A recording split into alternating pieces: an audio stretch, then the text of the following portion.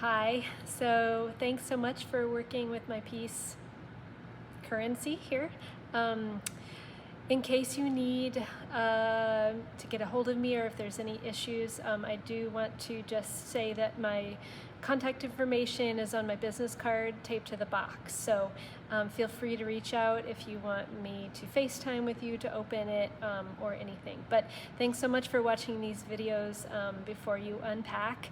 It'll be really helpful, I hope. Thanks so much. Hi, this is Stephanie. I'm going to show you how to unbox this piece called currency. So it's really fragile and yeah, I'll just take you through it. So first thing is this mold strap, which is kind of a handle. It works as a handle for lifting the piece from the top. So please do not tilt this box. It also has handles on the side, so you can also lift it from those handles if you need to. But to unbox the piece, make sure that you're working at kind of a tabletop level. Working on the floor really isn't going to work. And then make sure that you have somewhere to put the piece after you take it out. So first thing I'm going to do is undo the mold strap, and I'll just keep that in a safe place for later. Then the next thing is that this top comes off. So you can just grab it by the handles, lift it off. Then the next step is that this front flap is going to come down. It's sort of like a front loader box. And on each side here are these straps that are Velcroed. So to pull the front flap down, you just unvelcro each side, and then the front comes down. And that way you can access the piece. Because of its fragility, it's kind of just stabilized in the box with the foam, and so it's sort of floating on the top there. The next thing that you're going to want to do is you're going to want to take out the foam pieces that are bracing the bottom of the piece in the box. They are numbered, so you're going to start with removing number 1. And please keep them safe because they'll be needed for repacking. And then number 2, and you'll just gently remove each piece. Number 3 is over here, should come out. Number 4 and 5 are on the side here. They're kind of wedging these pieces in.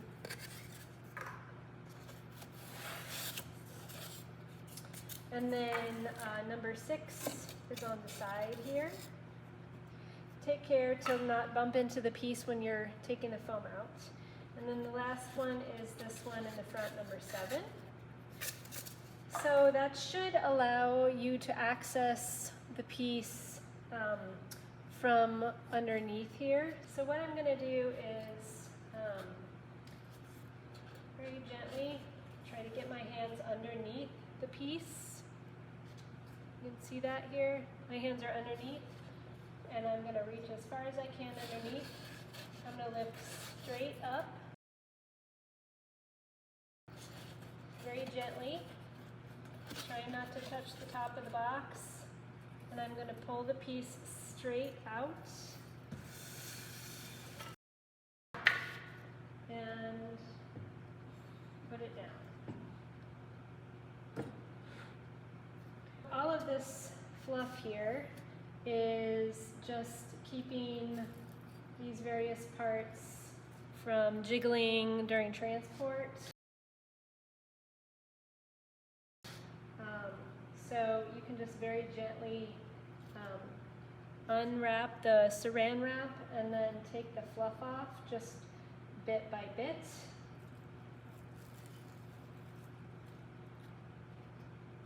Very carefully just pulling the fluff away, and again saving all of the fluff.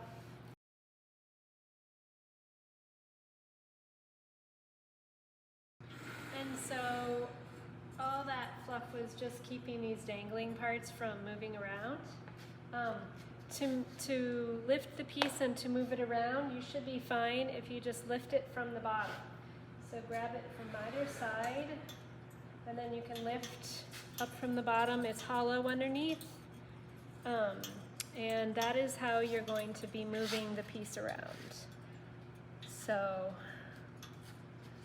don't ever lift it, obviously, from the top here. So it's not super heavy, but obviously very fragile. So thank you. Boxing it up will be the same way, only in reverse. So I'll do that next. Okay, now I'm going to pack up and rebox this piece currency. So here we go.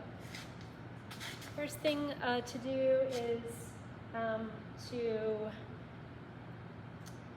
use this batting, this cotton batting, to surround all of these pieces that dangle. In transit, they will just crash into each other and potentially break, and also make sounds that makes anyone crazy and think that it's breaking. So we're just going to put the batting kind of around each dangling part, and then use the saran wrap strips to gently fasten that on, kind of like a little package.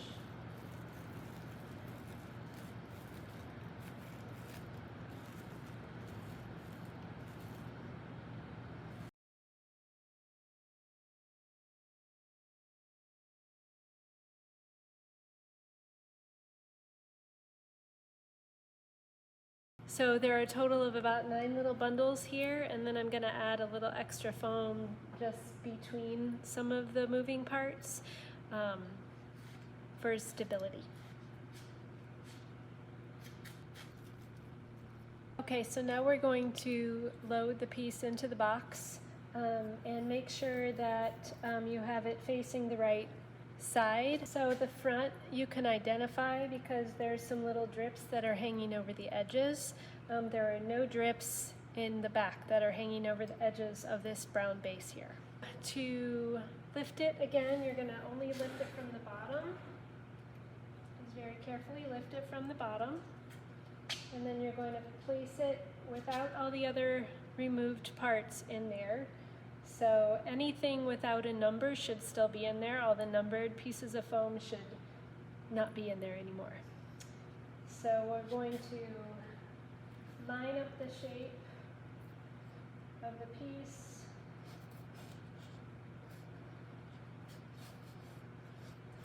With the foam so that it fits perfectly. Be careful not to go all the way up to the top of the box and bump the top. So once it's in there very snug, you're going to place back in all of these parts. So start with number 7, slide that in there, and number 6.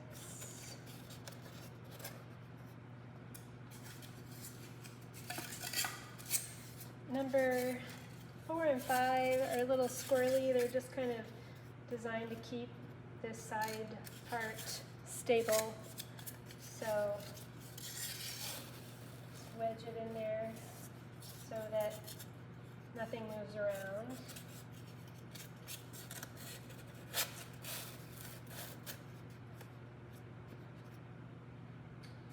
And then we have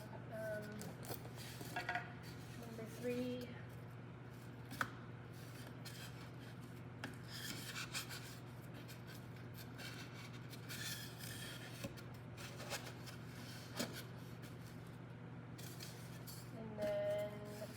Piece, number 2, and then the last piece, number 1, sort of like the final key.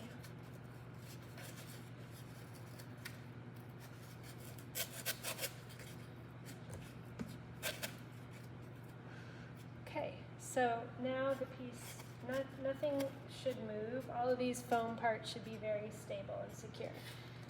Okay, so now that that's in there, I'm just going to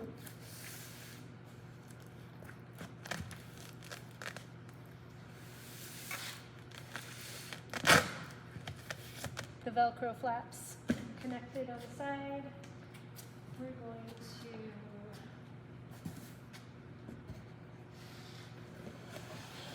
slide that top lid down. And then the mold strap will only fit on the sides opposite of the handles. So it's really important that you get the mold strap on there, because if you lift, obviously if you lift the box by the handles without the mold strap on, it'll fall off. You won't be able to lift the box. So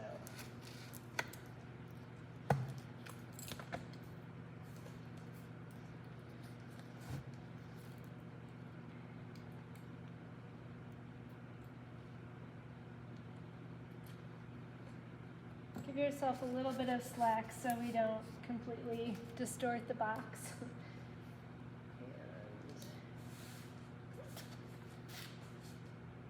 Making sure it's straight.